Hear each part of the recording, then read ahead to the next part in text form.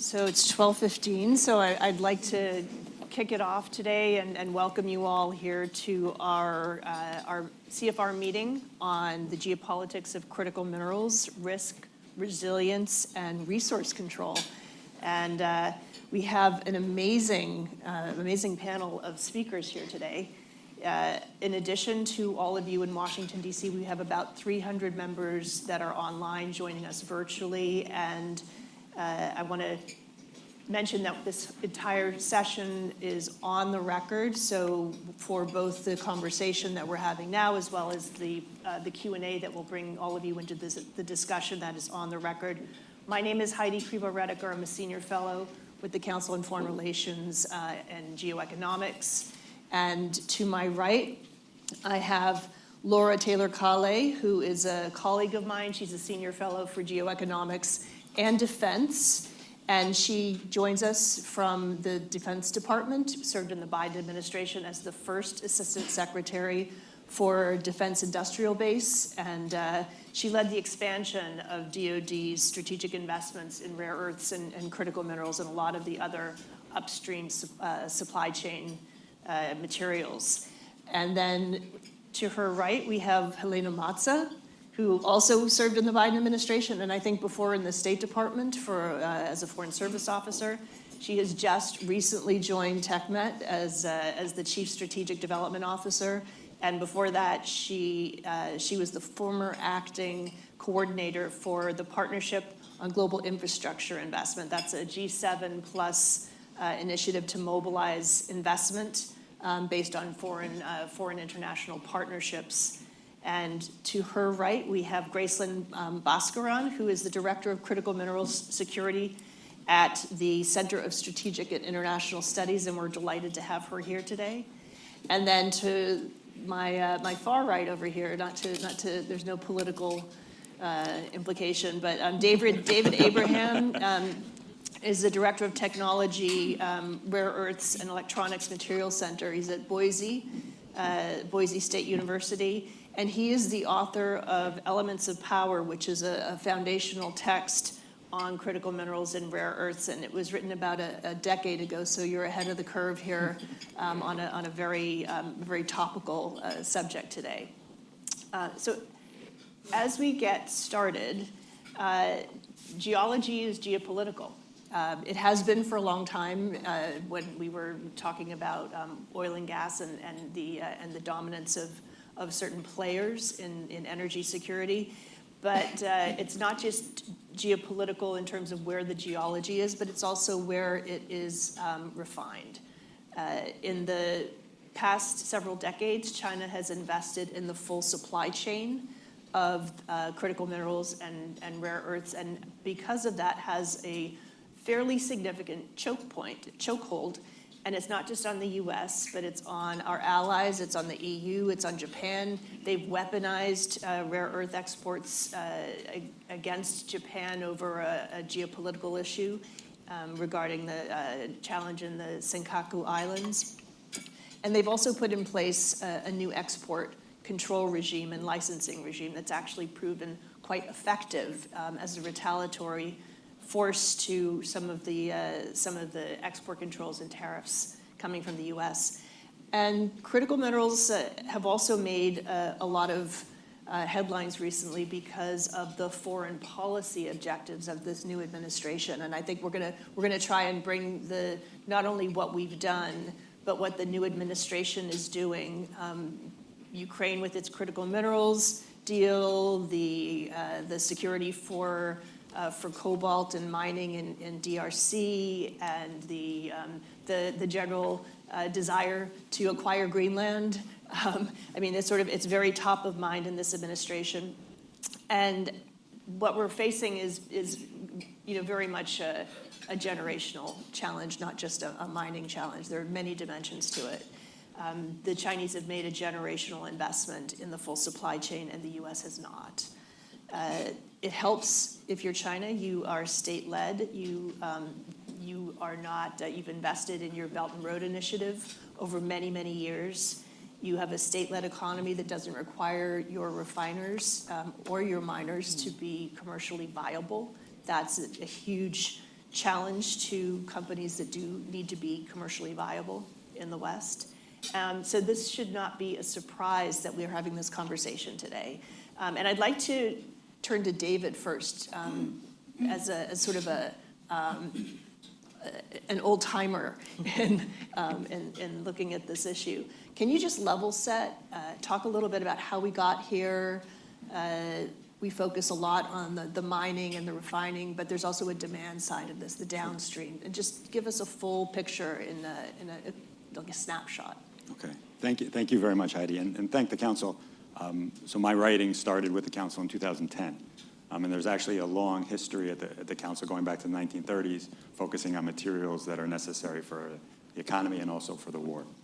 So most of the thinking around critical minerals now would probably come from the 1990s. So this is when you hear a lot of focus in China on rare earths. And I also want to give the disclaimer, as many people do, that rare earths are a subset of critical minerals. So you have lithium, cobalt, and a whole bunch of other materials that are critical minerals, but rare earths is a subset of that. And I spent a lot of my time focusing on rare earths because I think due to their challenging mining, well, more of their processing line, they give insight into a lot of other critical minerals like lithium or cobalt or selenium or tellurium. But back in the 1990s, you look at the U.S., we just won the Cold War, the markets are ascendant. You started to see us getting involved more in tech, and there was a lot more focus on services and how we could grow the economy in that way. And then in China was just trying to emerge to get hard currency. They started to realize that they had some foundational elements that would be important to them. These were rare earths and a whole bunch of other critical minerals, and they started to focus on these materials at that time. Mostly for the capital, but also because they started to realize that these materials were foundational in the products that they were making. They started to make components and they started to make magnets, and they realized the ingredients for these magnets, where they were coming from, they were rare earths. So they started to invest in the supply line. So they used a lot of overabundance of state capital. They used a lot of, gave short shrift to the environment. They focused on any way they could to build up these supply lines. And in the West, that had a lot of this technology, it was just not a focus for us. We were fine to outsource the mining and the material development and the environmental challenges while we focused on what we thought were higher value services and products that we could build. Just going through the 2000s, that process really continued.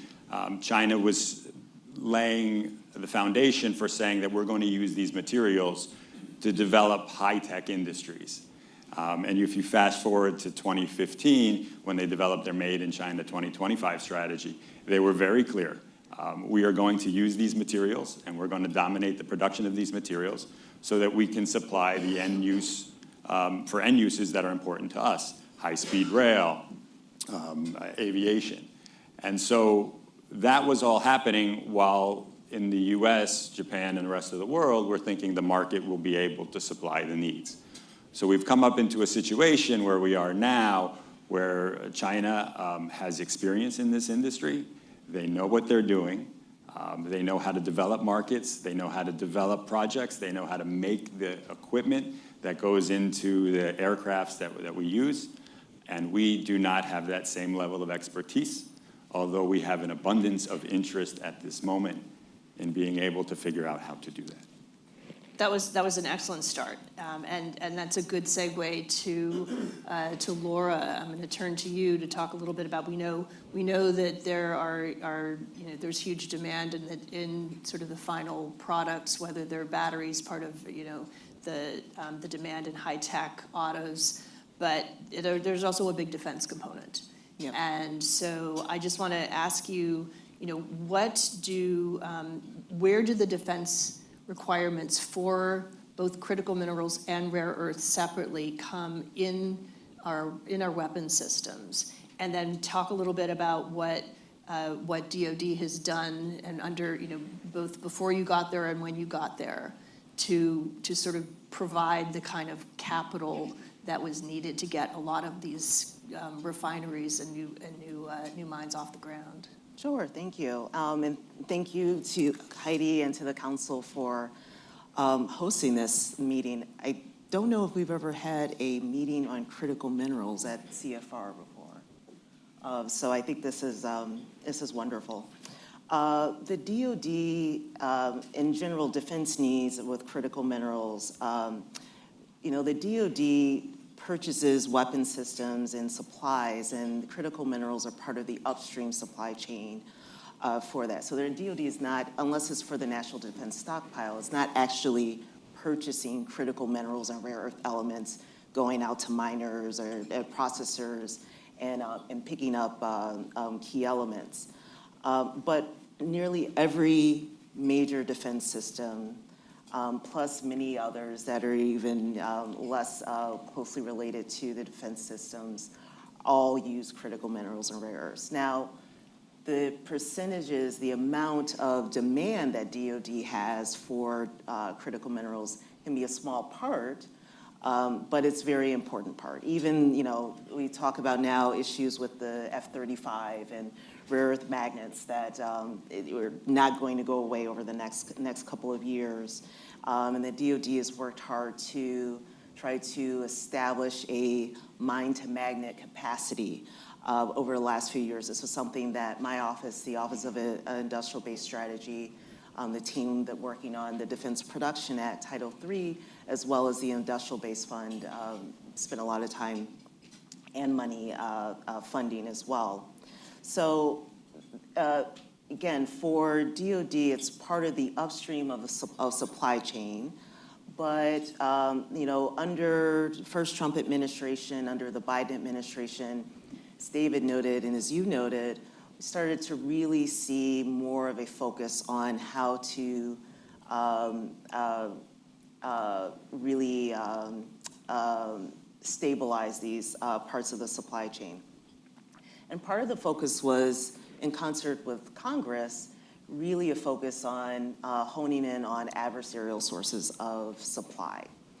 And we used the Defense Production Act, Title I, which is a security of supply arrangements with key allies and partners, as well as Title III, which is actually the funding mechanism, the Industrial Base Fund, the National Defense Stockpile Transaction Fund, and the newly set up Office of Strategic Capital is also engaging in this area. We have to remember that we have a lot of authorities within the Department of Defense, but some key things to remember. One, the Defense Production Act is actually a presidential authority. It is up to the president to decide which agencies use it and also when. We were fortunate in 2023 in the Biden administration that we were able to get through a supply chain waiver through the White House that allowed the DoD, it's good through 10 years, and really allowed the DoD a lot more flexibility to move more quickly to allocate resources, particularly Title III and IBAS.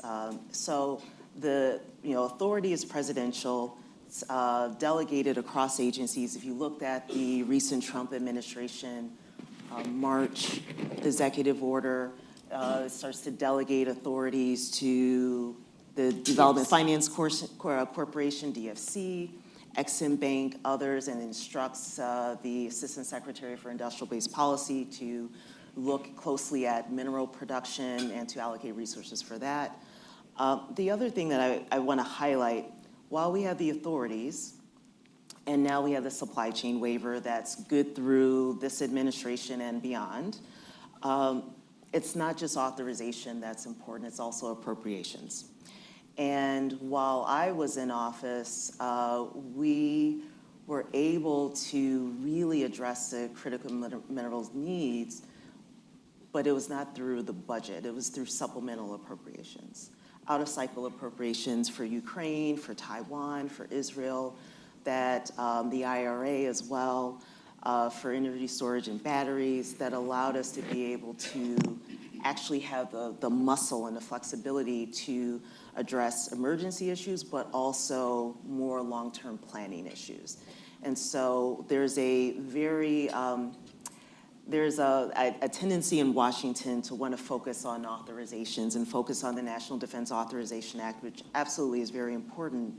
But we have to work very closely with appropriators. The resource planners within DoD also have to work very closely with the policy side and the acquisition side to determine, how much of the budget and how much of supplemental spending should go towards these very important and critical areas. So just before we move on to Helaina, you mentioned working with global allies and partners. One of the elements of the Defense Production Act allowed for the U.S. to treat Canada as part of the universe of potential recipients of Defense Production Act funds. But the Biden administration expanded that when you were there to include Australia and the UK. I think one of the last things that your office did was actually fund the Electra Cobalt refinery in Canada, which is the first North American cobalt refiner, which is partially funded by the U.S. Department of Defense. So I think it's important to sort of look at how the building on allies and the ability to work together with them and use things like the Defense Production Act. And I'll bring you back in just to talk a little bit about how that worked, where you had were able to create a footprint with some strong strategic allies, and where you think that might go now. Yeah, the expansion of the Defense Production Act to include Australia and UK as domestic sources, along with Canada, was really the first major change in the Defense Production Act over its 75-year history. Canada was brought in as a domestic source in the 80s, I believe it was 1985. So between then and now, this was the first major change. And it's really partly because of, AUKUS and wanting to find ways to, really much more concretely support work between the US, the UK, and Australia. The critical minerals aspect of it will be especially important. So I'm going to be a nerd for a second. And while I was in... we could have done a chart on the... Sorry. So this is the periodic table that my team developed in the Office of Industrial Base Policy. And what we did was we overlaid with the Biden executive order on supply chain resilience the parts of the periodic table that have defense critical elements. And if you were, I won't go through all of this. It talks about germanium and, where, which weapon systems. We've mapped all of that out. But the important piece of this is that some of our allies, if you look at this and look at all the colored pieces, that's the part where the DoD is most interested in. Australia is one of those places that has almost all of these. So working with our allies and partners are particularly important, but it's not just in the digging, it's also in terms of processing. They're facing some of the similar challenges that we're facing. Australia has exceptional capacity for mining and exceptional supply, but a lot of their processing also goes offshore to China, to other parts of Southeast Asia that are also connected to China. So we're all dealing with the similar challenges of how do we secure the minerals that we need for defense critical systems at defense grade, both in terms of the digging, but also in terms of the processing. It's also a workforce issue, which we can talk about a little bit later. Get to workforce later. Yeah, we'll get to workforce later. But I think, because that is key in the United States. But Helaina, you actually were the diplomat who went around and because we obviously can't tackle this issue alone, we actually have shared vulnerabilities with a lot of our allies. The State Department created the Minerals Security Partnership with 14 countries that was based on sort of a trust that if one of us had critical minerals weaponized against us, we would all be there for one another. And then you also worked on with the DFC and other parts of the U.S. government on the build out of infrastructure like the Libido Corridor, which a big, very big infrastructure project in Africa to get critical minerals out of DRC and create export in Angola. So that is actually, I mean, that's very long-term, very big diplomacy in a lot of areas. But can you talk a little bit about what you did, what you saw, and then I'm going to push you on where you think it's going to go during the Trump administration? Sure. Thank you so much, Heidi, for having me here. And it's a real pleasure. I see so many familiar faces, and this is my first time talking to an audience as a non-government official in like almost 14 years. So it's quite exciting, and this is one of my favorite topics in the foreign policy context for lots of reasons, including a little bit of a history of what I'm going to share. But I had an opportunity to cover international economic issues during the Obama administration, Trump 1, the Biden administration, and then a little bit of Trump 2. And I think the story is quite interesting. So maybe I'll share just a couple highlights so we actually have enough time to chat in a little bit as well. But the realization that there are geopolitical challenges related to upstream supply chain constraints wasn't a completely foreign concept. And it was really in Trump 1 when we started asking our questions as we saw policies around the rest of the world pushing forward a clean energy future in other markets. And what would it look like if we ultimately stayed Paris aligned? What would be the implications on a different set of materials that would ultimately be part of our story, in addition to the very clear national security defense story that we were trying to understand beyond just its implication for that sector, but the carry-ons for electronics and so forth. And so I call it kind of the early days of thinking, and a couple pretty essential things happened during that administration. One is we got serious, and you can argue this is a good or bad thing, and really taking a look at our critical mineral list. And at one point, and still our largest one is up to 50 critical minerals, but you ultimately started the process of creating a subset of minerals and materials that would have a really challenging national security issue for us if we were no longer to have access. And we're talking about an environment across critical minerals, including rare earths, where you have a 60 to 90% concentration of ownership either at the actual production of those minerals and materials or at the processing, meaning that choke point can exist, and when markets are operating well and prices are good, we see the markets continue to move along. But when there are general political tensions, they can often be weaponized, and we're seeing some of those examples, including the one Laura shared on concerns around the F-35 and others. So the list was really getting us started. The second thing was in 2018, the BUILD Act, creating the new version of the DFC, has this very outsized opportunity set for the critical mineral and associated infrastructure sector. It's one of our best tools, right, that we have, including the expanded authorities that we saw with XM during the Biden administration, to really be able to tackle, from an investment perspective, this opportunity to get more of these minerals and materials into our market or into friendly adjacent markets, creating that resiliency that we desperately want to see in that supply chain.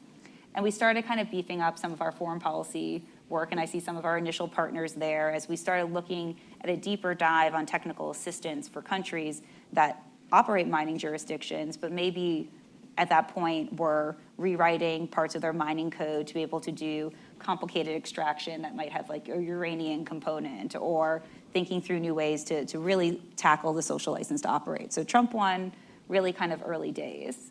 And then we go into the Biden administration, where we're still in the middle in many ways of the COVID crisis. We're seeing supply chain constraints play out real time in the port of LA, right? And now we're starting an administration with a very, very strong view on what the clean energy future should look like, ultimately leading to interesting and useful for this conversation pieces of legislation passing with the IRA and BIL, which created an incentive scheme that put, of course, more opportunity and pressure on deploying clean energy and electrifying. So one of the things that was really interesting in my job during the Biden administration was to say, how do we look at all of these issues together? And what are really now the geopolitics of the energy transition? And what do we tackle at home? And there's a lot of amazing work and conversations that happen in that space. And I think many of you who cover domestic stuff might be a little more familiar with the Department of Energy tools, which are now looking to be revamped a bit in the Trump administration. But nonetheless, those incentives did create now, for the advanced battery materials, another massive push on a demand story that we knew was growing, but now, numbers like 10% lithium demand by 2050, a whole new constraints on cobalt and others in a 2030 timeframe. So lastly, what we tried to do was think through how, from a foreign policy perspective, not only do we capture our allies and partners to deal with the diplomacy around challenging times or take advantage of opportunistic ways to partner with the Canadians and Australians, but also how do these emerging markets that have these resources have the best opportunity to interact with us instead of players like China, which were very heavily investing in those critical mineral sectors abroad. And the theory of the case that we had with the partnership with PGI was, if we wanted to bring the best-in-class investment, if we wanted to be the partner of choice, we had to invest in the ecosystem, not only around the mining sector to support extraction, but to also create jobs. And I promise I won't get into that too much now, but there are other ancillary sectors that are super important for local economic development that then have a connection back to some of our market objectives. And that's why the Libido project, which is supporting the mining industry and the copper cobalt belt, really is a series of investments in energy and rail refurbishment and rail restructuring and agriculture. And so now we're looking now into the early days of Trump 2, and what we're seeing is a few things that are kind of happening at once, and a few, maybe it's more than a few things, but a couple, I think, notable elements really lies around how critical minerals are clearly an important part of this administration's foreign policy approach.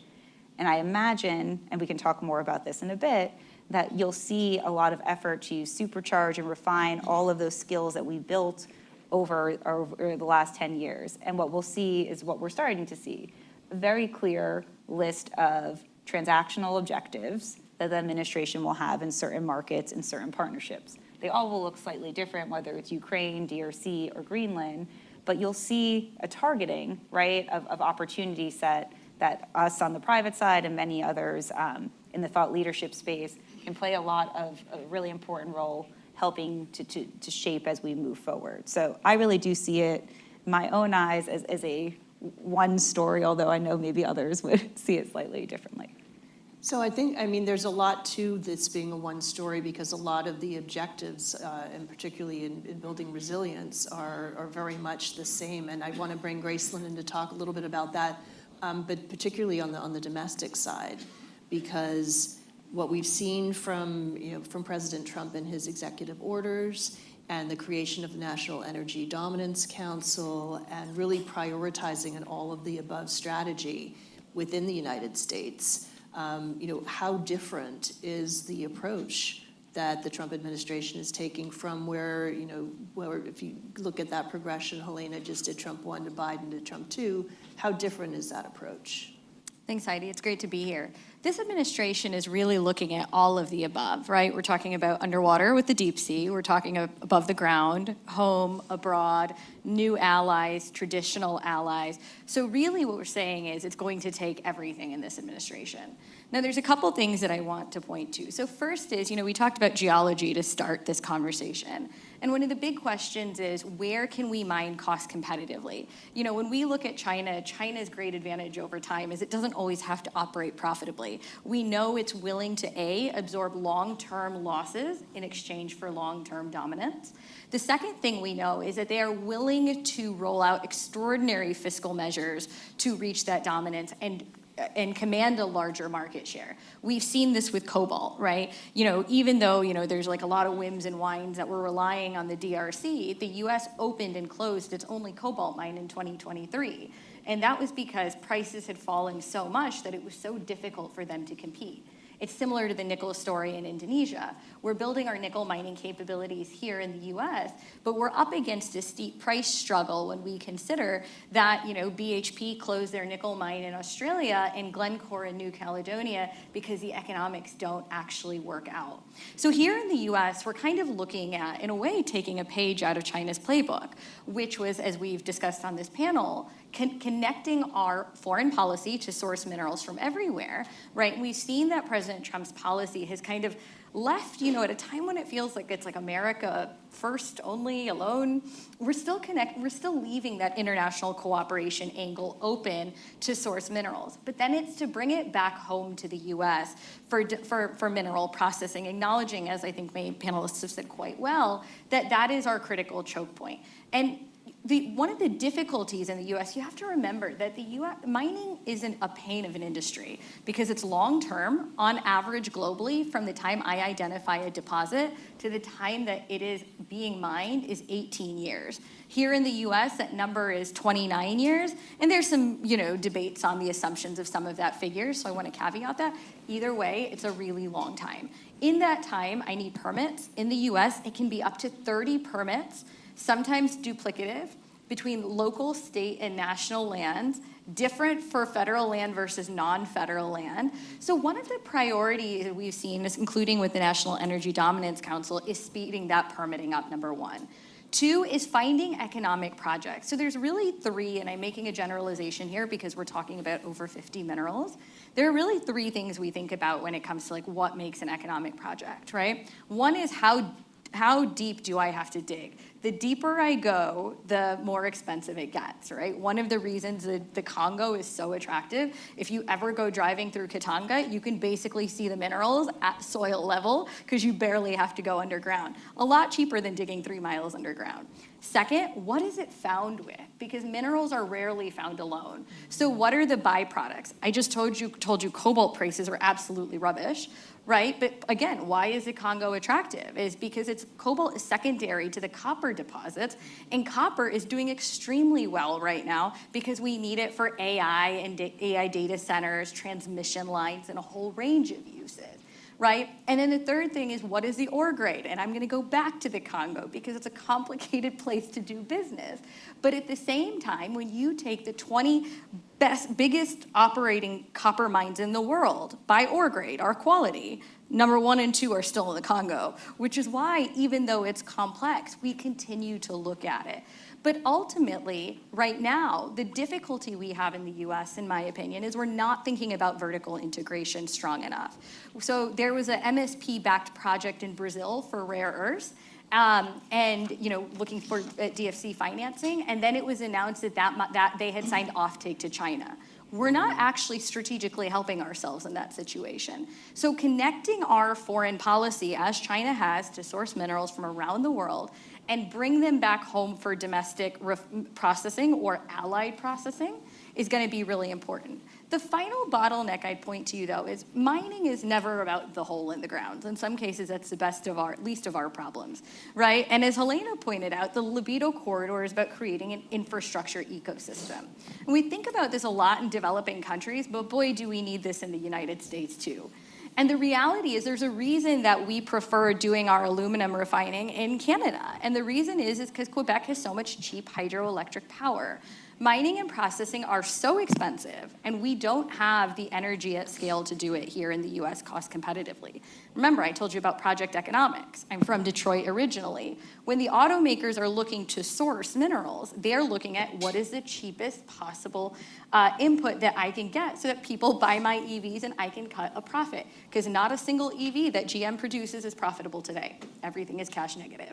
So these kinds of things of how we make the supply chain more competitive here in the US by supporting that infrastructure development, particularly on energy, being able to cost competitively source minerals from abroad is going to determine whether our Western companies who have a shareholder obligation can operate profitably and succeed. Because at the end of the day, we don't mine as a government. We don't have a state-owned mining company.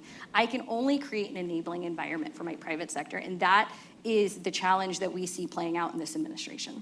So I think that is the key. That is, if you are up against, if collectively market-based economies are using market-based companies to go up against a non-market economy with state-backed investors with a long-term perspective, then we need to figure out how do we solve for that. And it's even more challenging with rare earths. There's in terms of like being able to hedge different commodities, the ability to do that in many of the more, if you go through Laura's periodic table, it gets harder and harder, less liquid markets to actually hedge those things for a traditional commercial player. But I guess just in the last few minutes, I think one of the big opportunities, because this could be all gloom and doom in terms of how far behind the U.S. and a lot of our allies actually are in this race, is through some of the new technologies and some of the innovation that's coming out of the Department of Energy, a lot of our national labs, a lot of the research universities, the spin-outs, some of the really creative abilities to take from non-traditional waste sources, non-traditional sources of mining, and actually some of the material engineering, that is, we're either replacing the minerals or the rare earths themselves in the process, or creating engines that don't require rare earths at all. So are there ways to actually leapfrog, and also the recycling part of this we haven't really touched on so much. So there's this whole world of opportunity in an area where I think the U.S. is actually poised to really dominate if we make sure that we fund and support a lot of the new technologies. That's something I'm going to put in one plug, which is that CFR and Silverado Policy Accelerator are launching a study on exactly these new technologies and what are the ways that we can strategically leapfrog over the critical minerals crisis that we're facing right now. So stay tuned, and we'll come out with a paper on that in the not too distant future. But I know that David's done a lot of thinking and writing about new technologies and different ways to think about advantage for the U.S. I do want to get to that. I think one thing that's really important to understand is that we're talking a lot about supply, but it's demand, in my belief, that drives consumption. So the reason why rare earth companies are signing deals with China is because no one buys dysprosium. No one buys these materials in the U.S. So if I'm running a company, I don't have many options. So that it becomes a challenge. The demand is also important in terms of EVs. So if you want to see defense systems that have missile actuators made in this country, then you need a robust market to make that happen. Nothing uses the materials of next generations more than EV technologies. We want advanced robotics. We need an EV industry. A strong defense, we need an EV industry. Otherwise, we're in a situation where restaurant, like if you can imagine, I came back here to DC and Ann Pizza is a big chain now. And they can grow infinitely because there's a strong wheat market and there's a strong tomato market. But if they had to grow their own, they're stuck, right? So we don't want to be in this situation where we don't have a robust market. And right now, there is no robust demand market. So in the future, if we're trying to get these future technologies produced here, we have nothing to build it on. So we have to think about demand as well as upstream. Now, midstream, there's a lot of opportunity with technologies in developing new alternatives to processing things more efficiently. Gracelin talked about, I'm going to go upstream, even though I said that. Gracelin mentioned that we can become more efficient. Ore grades are dropping. So there's great technology, AI, that can do a better job of analyzing where the resources are in the ground, so that we could be more efficient with our mining methods to reduce costs, to make what was once an unprofitable resource turn into a profitable mine. In the midstream, there's, especially for rare earths, there's this brew of acids and heats and magnetics that help coax the elements out of the minerals. And in the case of rare earths, there's about several hundred mixer settlers.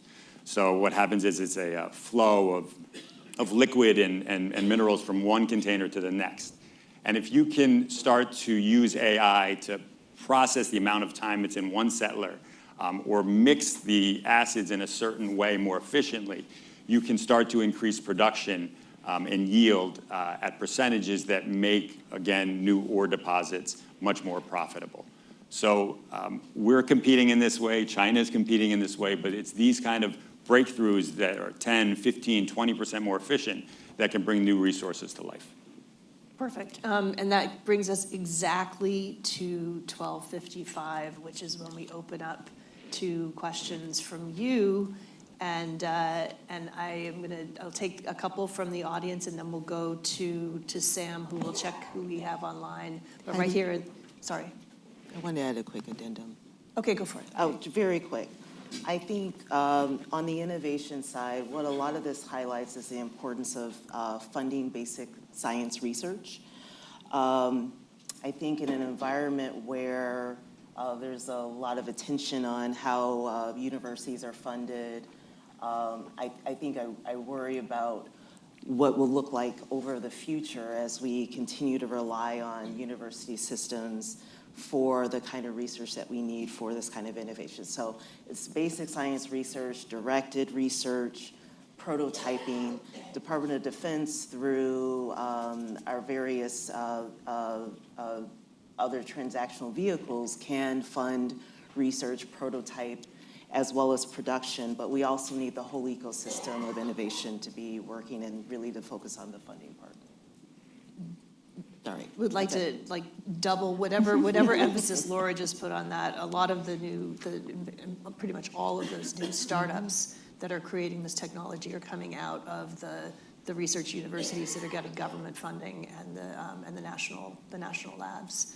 Right here in the front for the first question, please. Introduce yourself and look forward to hearing your question. Great. Hi, I'm Leslie Warner. I'm establishing the Africa practice at Aurora Macro Strategies, which is a geopolitical risk and macroeconomic advisory. I'm an Africanist, so my question is going to be on the DRC critical minerals deal. I'm struggling to understand, given China's dominance of the supply chain, what role there would be for U.S. companies. So could you help us understand, both from the mining perspective and from the processing perspective, what the role for the U.S. would be? And then a question for David directly would be, in your opening remarks, you talked about, you alluded to the fact that we seem to be about 3 decades behind in terms of how we're thinking it, how we planned for how we would use critical minerals, which seems like a bit of a strategic oversight. So sitting where we are now and projecting 3 decades into the future, going back to what you said about, you need to think about the demand, what do you think we need to be thinking about now with regard to critical minerals that will benefit us three decades down the road? Thanks. So first question, do either Helaina and Gracelin want to tackle that? Sure, you want to go first and then Well, the one thing I would say is only 20% of the Congo has been mapped, which means 80% is completely unexplored land. So these great mineral reserve numbers that we have is based on the 20% that we have actually looked at. So there's a couple areas, right? The U.S., there was a bipartisan piece of legislation that was introduced recently, the Finding Ore Act, which actually looks at how the U.S. can better support exploration in exchange for making sure that a Western company has first right of refusal for whatever we find. So how do we get companies into the early kind of stage project development? New projects, greenfield projects, going to be really important. The second thing I would say about refining, and we have to remember to keep this grounded in the reality again of that project economics, 1% of rural DRC is electrified. And like I said, mining is extremely energy intensive. So there's a lot of room to develop the energy capabilities of the DRC because ultimately a Western mining company cannot afford to mine, build the energy, build the transport, build the whole ecosystem alone. So thinking about how we can leverage more strategic, for example, energy investments to stimulate that ecosystem. Excalibur is now mapping Kasai, kind of in the central DRC, and has already come across incredible nickel deposits and lithium deposits. So again, I think it's thinking across the project development and the ecosystem. I think there's a lot of room for U.S. companies.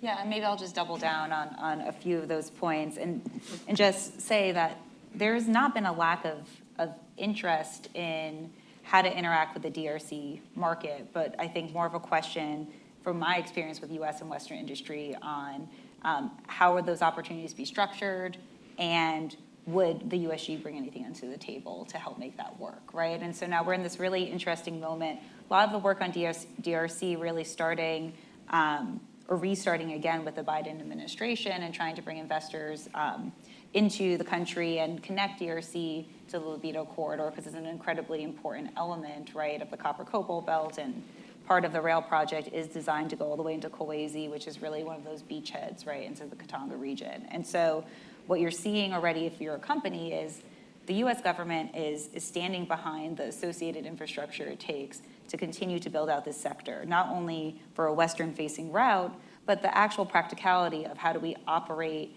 these, for lack of a better term, evacuation routes or connectivity, right, from products that we would hopefully ultimately produce and maybe process in DRC to multiple markets, not just in one direction. And I think that's somewhat attractive to investors.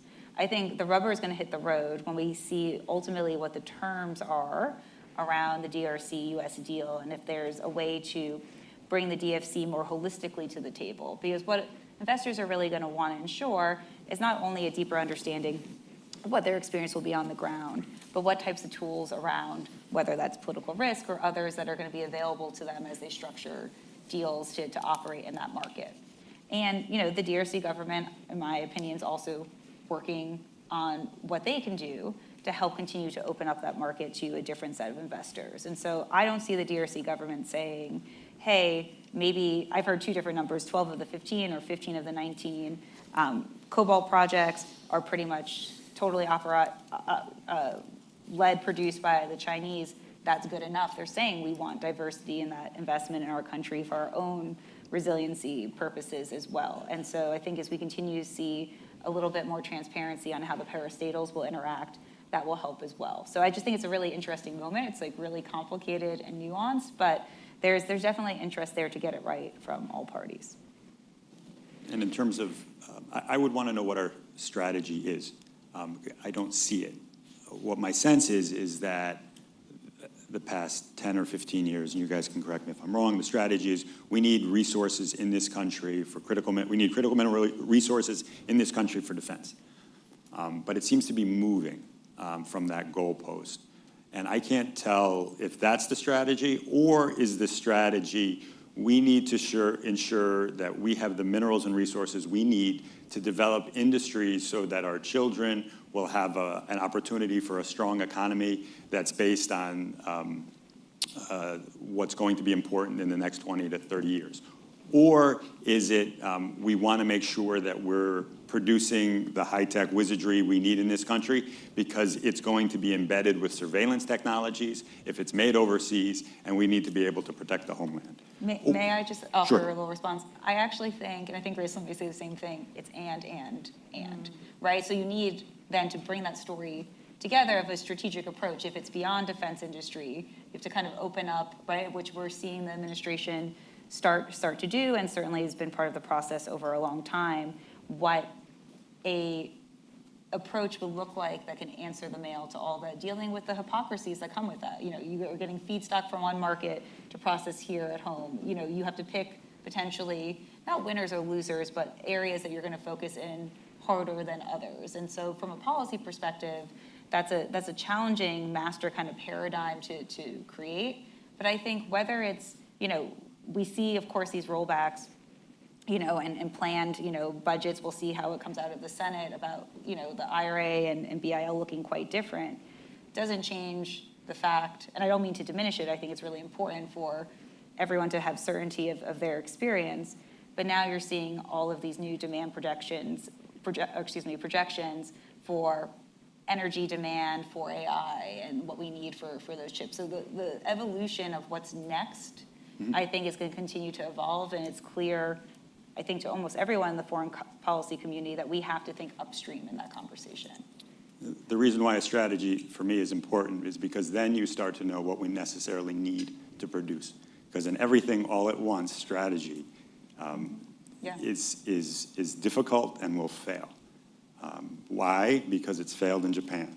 It failed in 2010. Yeah. And if we have to be realistic to where we are now and to where we want to be, and what happens in mining, what happens in this industry is that there's a lot of enthusiasm and there's a lot of talk and there's a lot of discussion of mine to magnet. I've heard that in 2010. I heard that in 2015. I heard it in 2020. and we still don't have the development of that industry here. Now, what I am excited about is from 2018 or 2017, when there was an executive order that the last Trump administration put out, there's a larger flag. And there's a lot more enthusiasm this time. And there's a lot more capital at this time. And there's a lot more interest at this time. So I think we're going to see much more results because we can put an event like this together and get 300 people online. So yes, there will be results, but I think without that clearness of where we need to be, I mean, we don't dominate the oil production, but we produce 20% of the world's oil hire. We refine, 18%. That's good enough. We don't need to produce the world's dysprosium here. We just need international supplies. And we need to focus on education because we don't have the necessary skills in our wheelhouse here.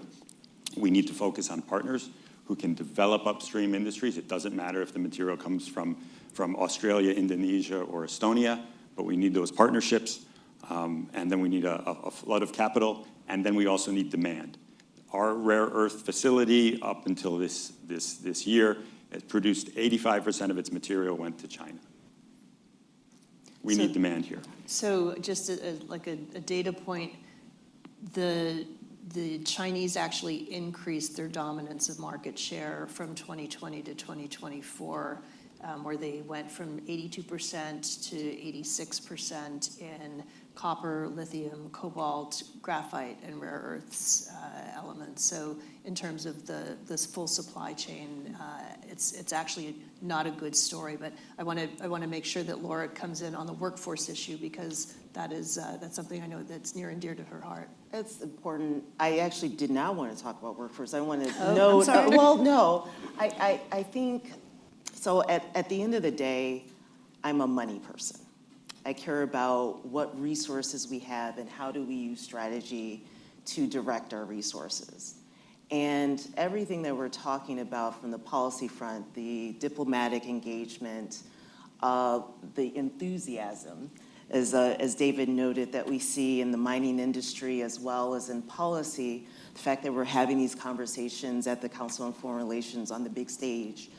At the end of the day, resources we allocate towards actually supporting startups that are creating innovative technologies and new technologies for recycling, as well as new ways of figuring out what resources we have below ground, what kind of resources we have available for supporting offtake agreements and using Defense Production Act to not just provide grants for mining or feasibility studies, but to also do offtake agreements that go into the national defense stockpile.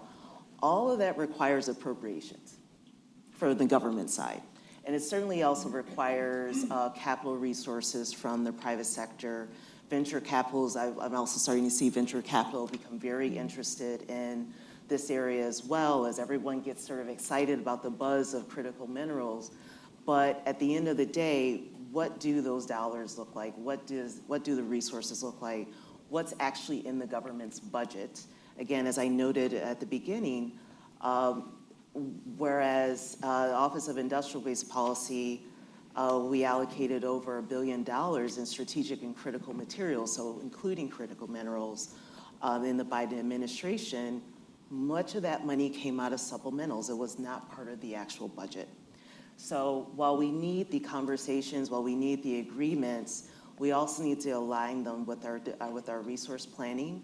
And while Department of Energy and EVs are still critically important, at the end of the day, the largest budget is going to be the Defense Department. So our needs are going to be driven by where we see the capacity and the necessity in the defense side, and oftentimes for appropriations as well.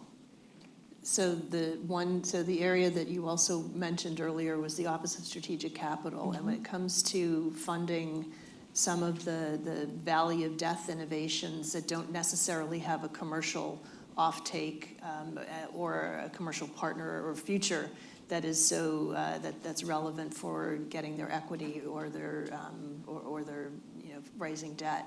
It's a very powerful tool that I think we're going to see more and more of as they switch not just from the military-industrial complex, funding, but also to critical minerals and rare earths. Do we have any other questions from the audience? I saw your hand go up first, please. Hi, Avery Alpha Intelligence Community. So a lot of attention goes to rare earths and cobalt. Otherwise, what's top of the mind for you all as to critical minerals, just a few, that you're most concerned about and why? Do you want to take from the defense and from the commercial? Yeah, a lot of what I thought about and just sort of thinking about as a result of the Russian war in Ukraine, focus on building out and replacing kinetic capabilities, building out new kinetic capabilities, antimony, of course, China's actions and trade with respect to gallium and germanium, something that we also focused on in the defense side as well, and made counter moves to be able to address those. But a lot of what we're thinking about in defense is certainly the innovation and where we can get sort of new innovative capabilities to provide for the warfighter, but certainly the kinetic pieces as well. Do you want to weigh in? I worry about uranium, which is actually not on anybody's critical list. No, it's on our list. It's on the list. Oh, no. But it's not on the stockpile list, right? It's not on this. It's not on the strategic materials list from DoD. It's not on Interior, and it's not on Energies. And, we are still importing. We never stop importing uranium from Russia throughout the war. And nuclear power is going to be really important here in the U.S. It's bipartisan. We need to increase it to be able to fund all of our mineral and processing ambitions here. But until we identify it as critical on our strategic list, Interior, that's going to be we signal to the private sector and other countries what's important to us by the list. That's my list gripe. So uranium is something I still worry about because we're still getting a lot of it from Russia. We've never stopped. And I don't think we have a viable plan, to be honest, to be able to scale up not even our current consumption levels, let alone our growth ambition levels. Yeah, and look, all these markets operate so differently. It makes me yearn for the days I was looking more at oil and gas and other things. But look, I think there's different layers of things that I think are worth paying attention to. In kind of the more, battery metal space, I still think there's a lot to look towards in lithium and lithium conversion projects and where they play out. And are we seeing some breakthroughs in DLE and other technologies that allow us to utilize other resources? I think that will be important, definitely in the near medium term. And then if we're looking at other areas where, part of the rare earth story, besides the fact that it's used in so many applications and there's many of them and there's a real bottleneck on the different ways that you would process, right, and develop permanent magnets that play out differently in the defense industry than it does in the electronics industry, is really any place where you see that extreme chokehold, right? And so that 90% processing in rare earth is quite scary. And I know that number kind of jumps up and down. So if you kind of look out, what does that mean over the medium term for like gallium and germanium and anything that gets put on one of those export license things? Maybe less relevant from some of the things that I'm investing in today, but nonetheless, an area of geostrategic concern. I think we have a question from the virtual audience. We'll take our next question from Manish Waltherpuri. Hi, thank you for a really robust discussion. Manish Waltherpuri, Institute for Science and Technology. I look at the intersection of cyber and supply chain. I would love to hear more about the battery energy storage sector, and if you could try and chart a pathway for the U.S. to develop I won't even say industrial policy, but more robust pathways to reduce our vulnerability and dependency, because whoever controls the infrastructure controls the technology. Thank you. Does anyone want to tackle that? And this is obviously linked to some of the IRA funding that actually, catapulted the battery belt into existence really over the past 5 years or so. Yeah, DoD, we use the IRA funding for battery and energy storage, making investments in lithium. But of course, it's a much bigger issue than just a DoD issue and a defense issue, and certainly gets back to what David was saying earlier about electric vehicles and sort of thinking of it as a foundation for a lot of the capabilities, the innovative capabilities that we need for the future.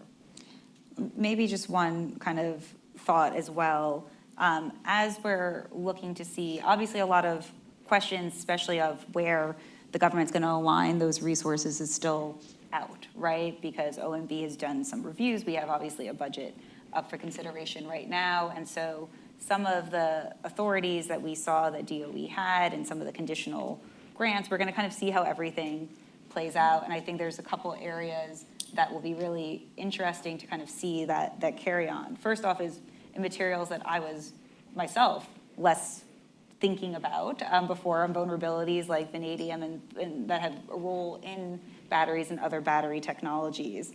Also, like going back to the innovation front, there are elements of processing, recycling, and like, this is gonna sound so nerdy, but like novel cathode, which is part of a battery component, development that in the midstream can save so much time and money as it's being developed. And a lot of the interesting smaller scale projects can be here in the US. And so ensuring that that story and that access to funding exists for projects like that are going to be really important, both from a leapfrog perspective, but also to stay in the conversation around battery development. And then I know there's lots of questions about, you know, LFP or flow batteries. I'll leave that to those smarter than myself. But I do think there's a lot, us our former government folks have to be careful. But nonetheless, there's a lot of innovation in places that could be really exciting to see how it plays out here in the US. I mean, that's actually, the battery space is one of those leading areas of innovation where you've seen, cobalt actually made completely redundant in the LFP batteries. And then we have this potential out there for sodium-ion batteries, which would completely be a game changer and be very disruptive if that actually were to move forward at scale. Do we have any other questions in the audience? Right here, please, in the front. Thank you. Chris Isham with CT Group. Yesterday, Treasury Secretary Bessent conceded that the Chinese have been withholding critical minerals and rare earths as part of the agreement that he made in Geneva a few weeks ago, in contradiction to that agreement, I should say. My question is very simple, is how vulnerable is the United States today to these kind of tactics by the Chinese? How much of an effect can China have today on our dependence on critical minerals and rare earths? Gracelin, you want to take that? Yeah, it's interesting is these export restrictions, I know David thinks a lot about this as well, is when they went to Switzerland to negotiate with tariffs and critical mineral or rare earth export restrictions, they didn't end their export licensing framework. What they did is they took American firms off of the ban list. So like anyone, they could apply to get a license to send them to these American firms. The difficulty is we're not happy with the pace at which these licenses are being issued.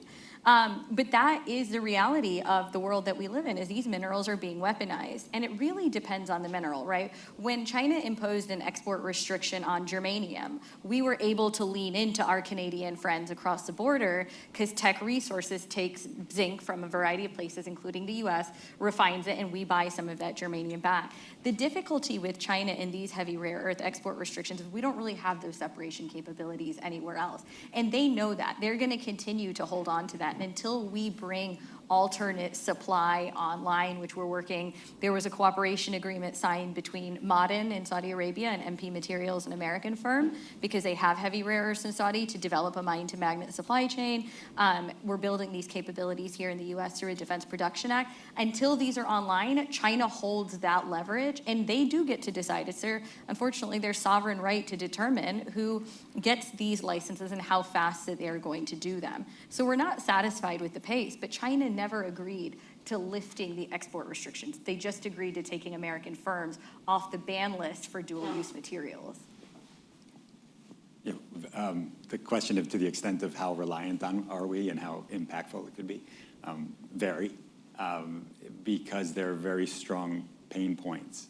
If you don't have a certain magnet in a certain size that can fit into a motor, then you can't create that motor, and then it has downstream impacts.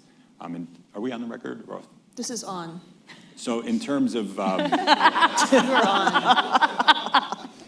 in terms of the export restrictions, they were going on, and there was a lot of paperwork that's involved to get the exports out. And so the question was happening, and I don't know exactly what happened in Europe in terms of the exact wording in the agreement, but China did not say that they would remove the export restriction. So when they started to put in a new government function that has a heavy administrative component, and they didn't remove it, it necessarily slows things down. And if China didn't pull that administrative work away, then we're dealing with government processes that are taking a while. And Beijing doesn't seem interested in making quick moves that could appease negotiators, at least as I see that from the outside. So just two things. One is that the export restrictions also on the technology for the refining, the extracting and refining of rare earths. So that's actually something that we don't have here, which is another pressure point. And do you really want to be that guy sitting in that new export, licensing seat in China, granting that first sort of, we're all good here, let's export to the U.S. When we're in such a volatile time of negotiation. So I think that's going to be a challenge. Just as you said, I think it falls into the procedural side of it, but but you can just sort of put a pin there and say you don't want to be that guy or woman. Ode, you had a question.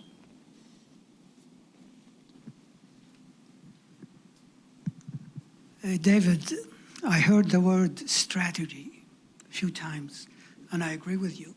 But strategy requires allies, resources, capital, technology. To counter China, what countries should the U.S. work with to achieve your goals? Well, we had a periodic table before. I would show a globe and then just spin it and say all of them. There are a couple of things. One, we have to realize that the way that the world is now, and we have to recognize where we get our resources from, and then we have to be able to take that and say where do we want to be in the future. I was at a kind of a closed-door advisory event, and I'm sure Gracelin and the rest of the team have been in similar ones. And I started to look around the table as it was focused on how can you advise the U.S. government. And 40% of the room were Canadians or Australians. So they're in the room, they're in the conversation. They have similar concerns than we do.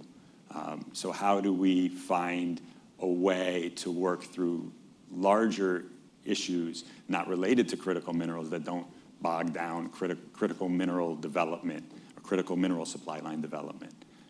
But I think we have to work with almost everyone who has a similar interest that we do in ensuring supplies. Can I add to David? I do think we need a strategy. I mean, forgive me for the S word at this point, but we can't work with every country all at the same time.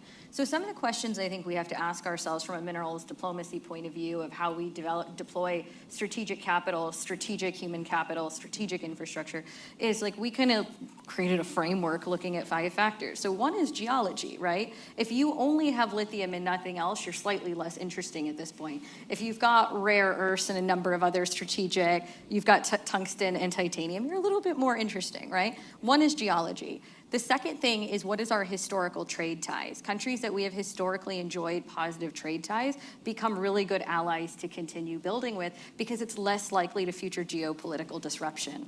The third consideration is infrastructure. Mining requires a lot of it. Countries where I don't have to go build everything are slightly more appealing when I think about I need to get offtake quickly. Fourth thing, social license to operate, which is your ability to operate a mine without disruption because of whatever reason, governments, communities, et cetera. Mining is an extremely up and down challenging industry.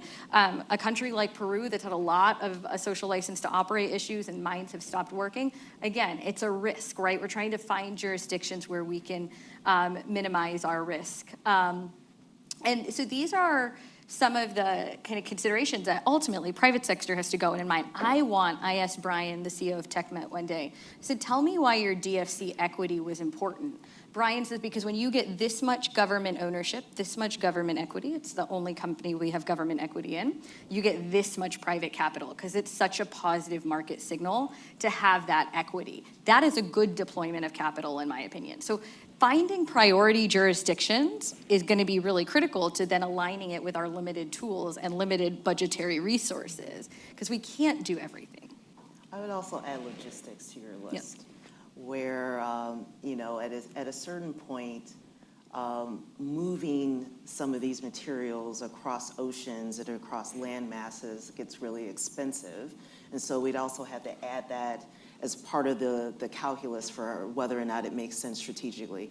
You know, I'll also note that in the Department of Defense, we created the first ever National Defense Industrial Strategy and put it out last year, as well as an implementation plan, which includes a significant portion that talks about supply chain resilience, in particular critical minerals and strategic materials. So having that strategic focus, certainly very important, and everything that Gracelin mentioned in terms of how to think about it strategically. I add the resources to the top of that list, as well as at the end of the day, how does it affect our warfighting capabilities from a defense side? But I also think adding that logistics piece will be really important as well. So I am determined to get workforce into this conversation, Yes. because I think that on the U.S. side, that's one of our biggest weaknesses. We don't have you know, we have very limited training in mining and a lot of the skills that we need. That I know you helped to fund some workforce programs. But on the other side, on the technology side, I'm also worried that we're losing talent and we're losing funding for basic research all at the same time. So can you guys talk a little bit about both the low tech, the jobs, mining, geology studies, and also the high tech as well? Yeah, Dave and I had talked about sort of the weaponization, I guess you could say, of workforce, and how another aspect of China's strategy has been to really usurp the workforce, particularly in processing. So even though there's training, excellent training in Australia and the United States and other countries, much of the talent, workforce talent for processing still is very much connected to Chinese companies. Well, coming from university, there was just not the number of people coming through and studying. Back when, 10 years ago, I was talking to a material scientist who was coming out of MIT, and most of her classmates weren't going into material science, they were going into finance. So there was a lack of the sexiness in material science, and the same with mineralogy and processing. You can go through a number of different studies and say, oh, there are 40 programs in China that are studying metallurgy, and there are just a few here and a few in Europe, or we only have 600 students studying mining and related degrees annually compared to 12,000 in China. But those numbers, they give a difference in scope, but the question is really what's needed here. And I think that little context I can't give because I don't know. But what I do know is that I go to a mining conference and I feel I'm the youngest guy in the room. and I should not be at the age in my career where I'm the youngest guy, and I do say guy, in the room. So there's going to be even a further loss of expertise. And so this enthusiasm, I don't want to sell it short. It is important to have these conversations. It is important to have discussions because it gets people enthusiastic about coming to courses, coming to classes, and hopefully a few smart people will switch industries. Because if we can start to harbor in our ambitions at the dawn of AI, there's a strong future for us to come through with breakthroughs that we really haven't thought about.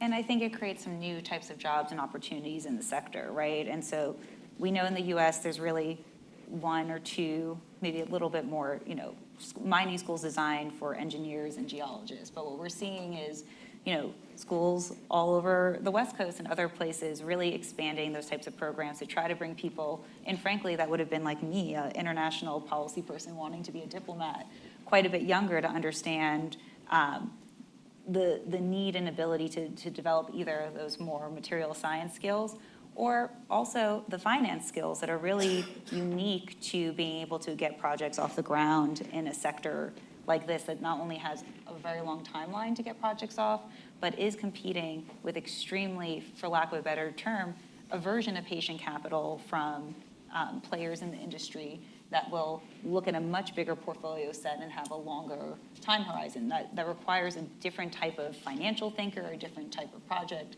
developer, and all things that our education system, I think, is uniquely designed to train and develop if we continue for that push forward. But one other piece is also workforce development. If we're talking about a handful of these deals in many different jurisdictions and emerging economies around the world, what is our role and responsibility on the associated workforce development in those markets? One, to run and operationalize those mines and then interact with our sector, hopefully developing more here at home. And that brings another way to look at the partner question. I'm used to answering all the diplomacy questions, so I can't help myself, which is not only the countries that fit Gracelin's criteria, which is super important to think about where you jurisdictionally would look for projects and have to tackle some of those questions raised, but also looking through it through the perspective of how we're thinking about what like-minded countries that have shared interest with us and their view on workforce and where that can be a value add for us in developing projects around the world. To add one thing, I think it's really important to, I think what all my fellow panelists have said, is that the composition of the workforce is changing in mining. If you went 15 years ago and you looked at a mine, it was rock blasters physically going to place the blast and then blasting it, right? You go to a mine now, you have about 10% of the workforce compared to a conventional mine. They sit 5 miles away in a room that kind of looks like a mission control room, and they completely blast using AI. I mean, it's incredible. As a kid who spent time in a NASA control room and has spent a lot of time in adulthood, I did my PhD on the platinum sector, a lot of time above ground in these rooms. I'm like, wow, this is like the coolest thing in the world, right? So the composition is shifting to a much more high-skilled labor, number one. Two is, in keeping with that, I think we all have an obligation. I mean, we hosted our first Critical Minerals and National Security Conference at West Point. It was pretty much cadets only. And I thought the coolest part of it was a bunch of cadets going to the superintendent and saying, wow, this is really cool. I kind of want to go into this. How do I change my major, right? It's mining is just an industry we don't talk about. So we all have a shared commitment when it comes to young people, because I can't turn a 45-year-old into a mine engineer, right? Is starting younger, engaging actively, playing that mentoring role, helping them understand is how we get a younger group to go in. And this is particularly true in places, where we need to build our STEM education if we want to create that later pipeline of talent. So we ended on an optimistic note, which is very, very good. And we almost ended on time, which is a CFR thing.